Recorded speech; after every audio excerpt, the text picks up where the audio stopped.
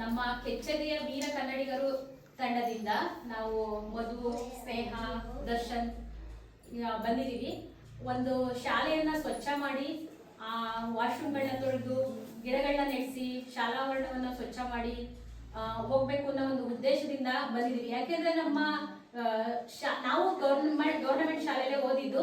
ಆ ಸ್ಕೂಲ್ಗಳನ್ನ ಮಕ್ಕಳು ಚಿಕ್ಕ ಮಕ್ಕಳುಗಳಿಗೆ ನಮ್ಗೆ ಸ್ವಚ್ಛತೆ ಹರಿವನ್ನ ಮೂಡಿಸ್ಬೇಕು ಅನ್ನೋ ಒಂದೇ ಒಂದು ಉದ್ದೇಶದಿಂದ ನಾನು ಇಲ್ಲಿಗೆ ಬಂದಿದ್ದೀನಿ. ಇವತ್ತು ಎಲ್ಲ ನಮ್ಮ ತಂಡದವರು ಸೇರಿ ಸ್ವಚ್ಛತೆಯನ್ನ ಮಾಡಿದ್ದಾರೆ. ತುಂಬಾ ಖುಷಿ ಆಗ್ತಿದೆ.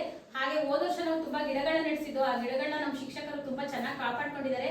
ಹಾಗೆ ನಮ್ಮ ಮಕ್ಕಳು ಕೂಡ ಅದರ ಶ್ರಮ ವಹಿಸಿದ್ದಾರೆ ಅಂತ ಗೊತ್ತು. ನಮ್ಮ ಮಕ್ಕಳಿಗೂ ಹಾಗೂ ನಮ್ಮ ಶಿಕ್ಷಕರಿಗೆ ನಾನು ತುಂಬ ಹೃದಯದ ಧನ್ಯವಾದವನ್ನು ಅರ್ಪಿಸ್ತೀನಿ.